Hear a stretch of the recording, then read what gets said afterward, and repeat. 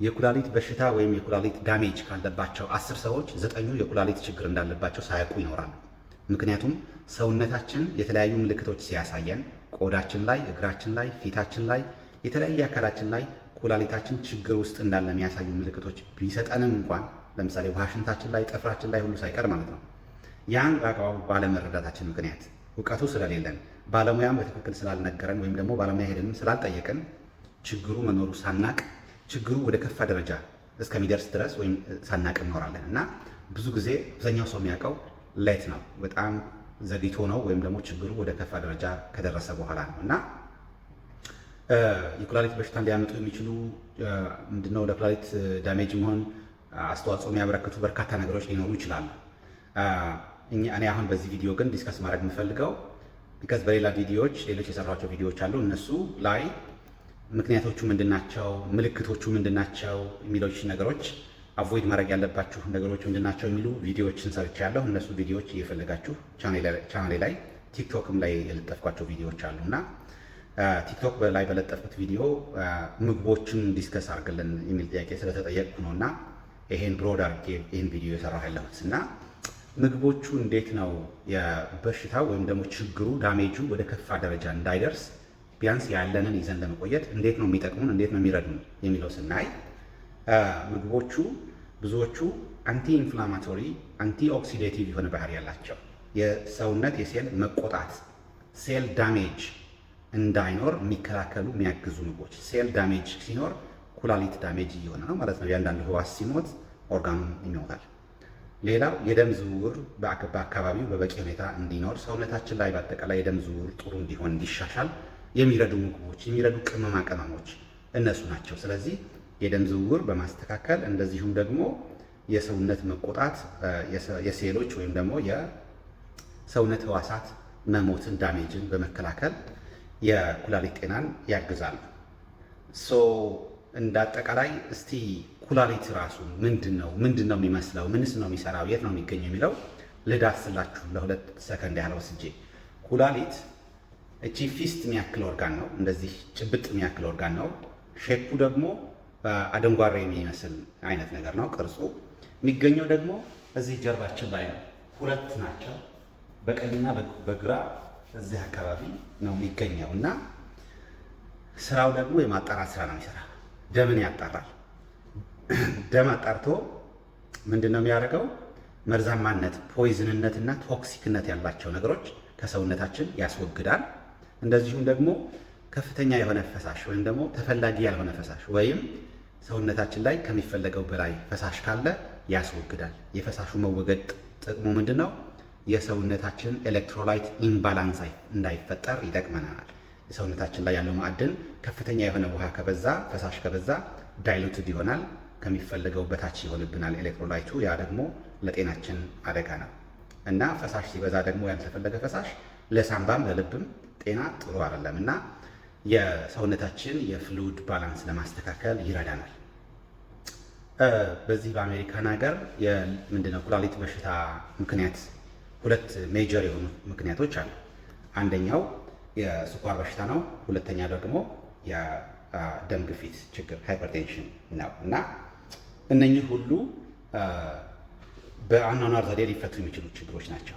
የስኳር በሽታም የደም ግፊትም በአኗኗር ዘዴ ኤክሰርሳይዝ ጋር በብዛት ግን አመጋገብ በማስተካከል ሊስተካከሉ የሚችሉ ችግሮች ናቸው።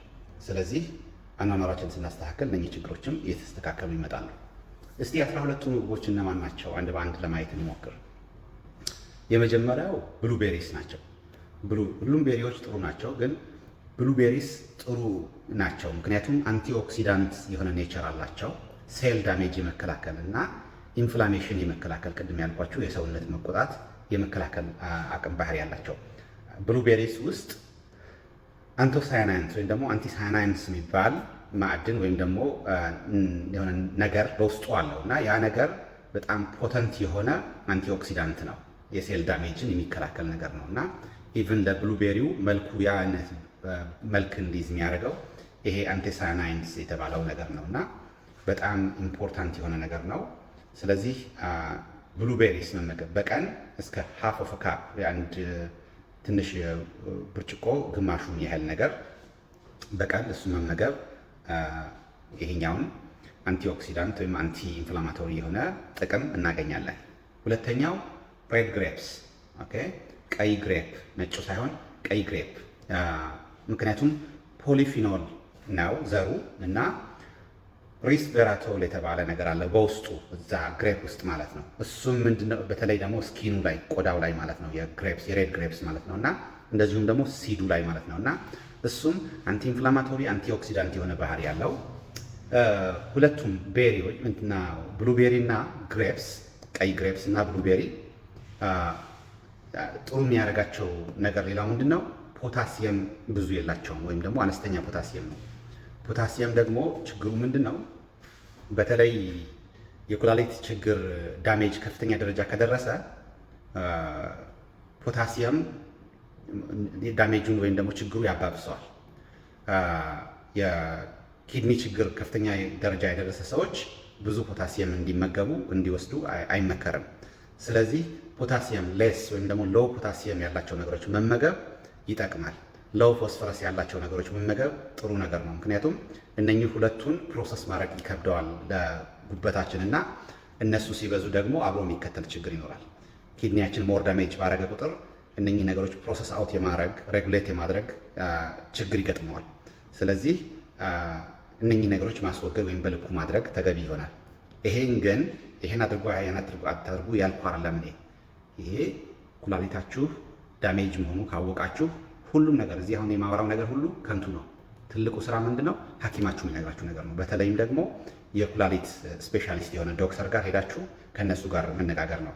እኔ ዝም ብዬ ምንድነው ይሄ ነገር ፐብሊክ ሄልዝ ነው የግንዛቤ መስጫ ነው እና እንጂ ለማንም ሰው ፕሪስክሪፕሽን መስጠትም አይደለም፣ ይሄኛው ሕክምና መስጠትም አይደለም። እኔ ሕክምና እየሰጠሁኝ አይደለም፣ ግን ለጠቅላላ እውቀታችሁ ያህል ነው። ማንኛውም ሰው ይሄን ነገር ቪዲዮ የሚሰማ ሰው ለጠቅላላ እውቀት ያህል ነው እንጂ ችግር ለማከም እንዳትጠቀሙት። ይሄ ማውራው ነገር በምንም ሁኔታ ችግራችሁን ለመፍታት እንድትጠቀሙት አይደለም፣ ነገር ግን ለጠቅላላ እውቀታችሁንና የመከላከል ስራ እንድትሰሩበት ነው።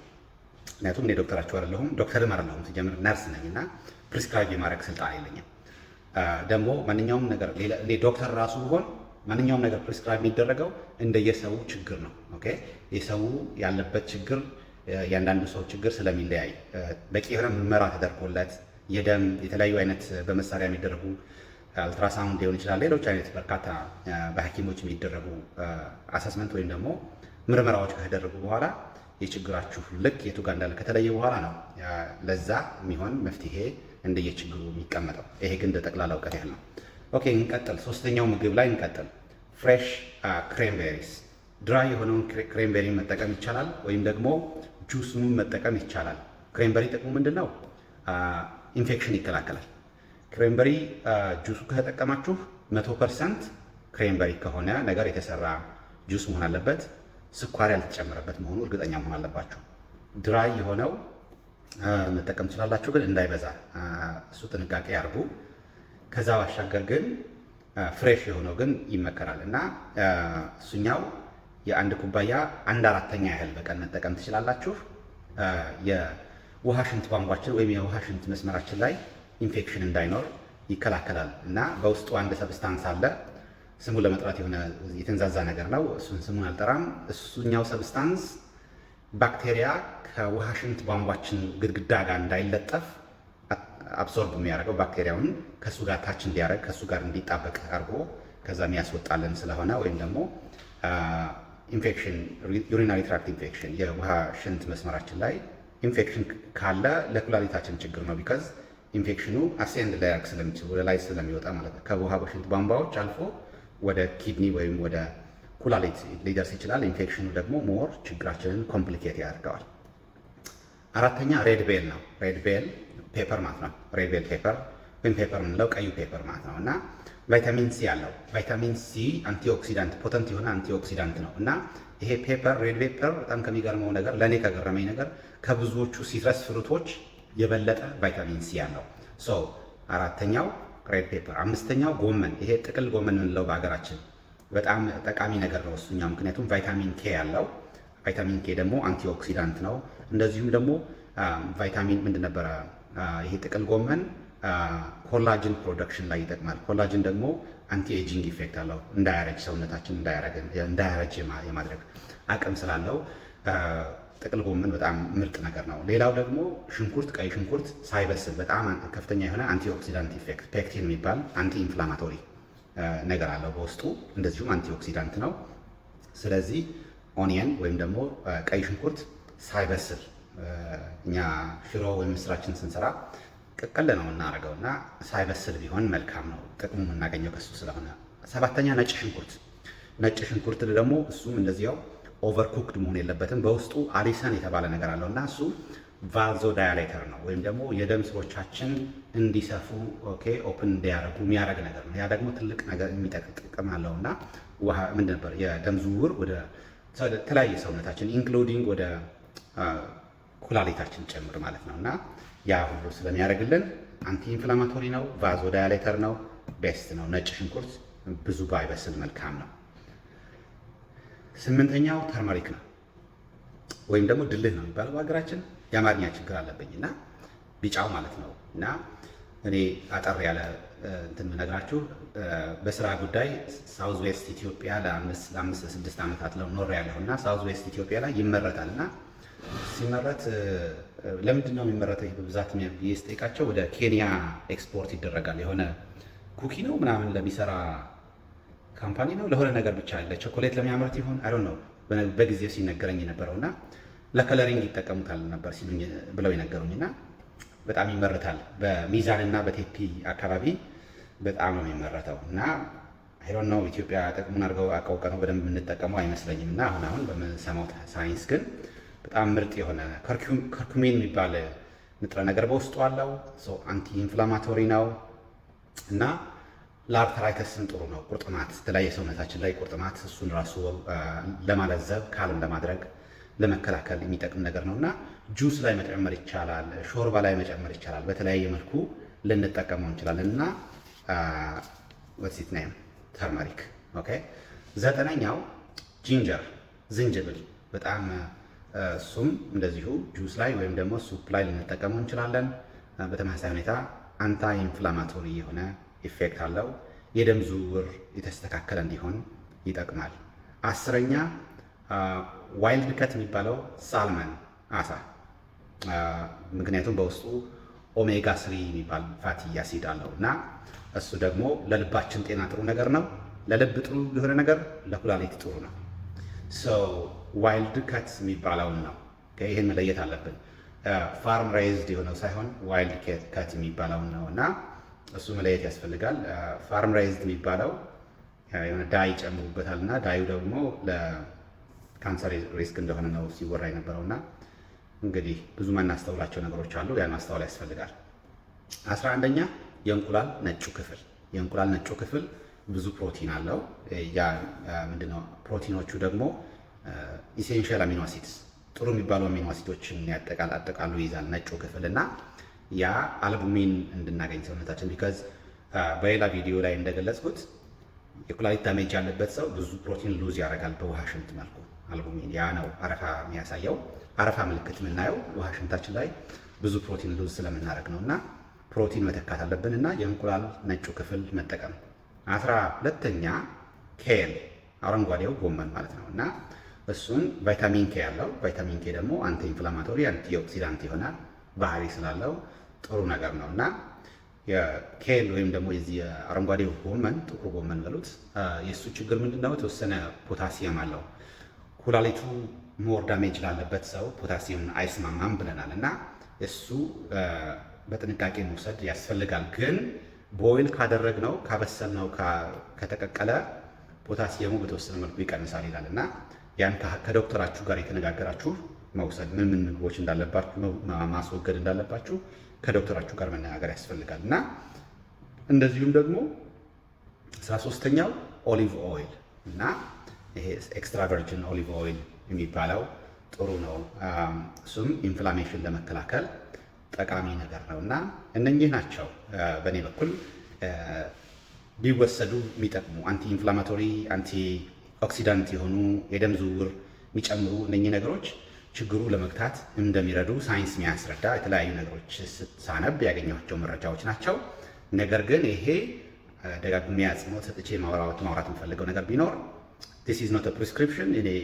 እኔ አሁን መናገር ያለባችሁ እናንተ ችግር ካለ አንደኛ ከዶክተራችሁ ጋር፣ ሁለተኛ ደግሞ ዳያቲሻን ስለ የምግብ ባለሙያ የሆኑ ምንድነው ኒውትሪሽን ላይ ሰርቲፋይ የሆኑ ስልጠና ያላቸው ሰዎች ዶክተሮቻችሁ ወደ እነሱ ነው ሪፈር የሚያደርጓቸው። ዳያቲሻኖቹ ደግሞ የችግሩ ልክ እና የሰውነታችሁ ክብደት ኤቭሪቲንግ ኮንሲደር በማድረግ ምግብ ሪከመንድ ማድረግ ይችላሉ። እና በዚህ ቲክቶክ ላይ ላይቭ ላይ ገብተው ራሱ የሚያወሩ የአበሻ ልጆች ራሱ አይቻለሁኝ። በእነሱ ደስተኛ ነኝ በጣም። እሱ ነገር ጥሩ ነገር ነው፣ የባለሙያ ድጋፍ ጥሩ ነገር ስለሆነ። ይሄ ግን ለጀነራል እውቀት ነው። በተረፈ ጥያቄዎች ካሏችሁ ጥያቄዎቻችሁ አስቀምጡልኝ አስተያየት መስጫ ቦታ ላይ። በተረፈ ግን የዩቲዩብ ቻናል ሰብስክራይብ በማድረግ እንደዚህ የግንዛቤ መስጫ የምሰጣቸውን ትምህርቶች ለብዙ ሰው እንዲደርስ የሚጠቀማቸው ሰው አንድ ሰው ሁለት ሰውም ካለ እኔ ለሚጠቀም ሰው ነው። መረጃ የሚያስፈልገው ብዙ ሰው ይኖራል እና መረጃ ማድረስ ማውቀውን that's my way of giving back። ለኔ ይሄ giving back ስታይል ስለሆነ ይሄ መረጃ ይጠቅመዋል ለምትሉት ሁሉ ብታደርሱት መልካም ነው። ስለዚህ ሼር ማድረግ ትችላላችሁ፣ ሰብስክራይብ አድርጉ። በተረፈ አመሰግናለሁ።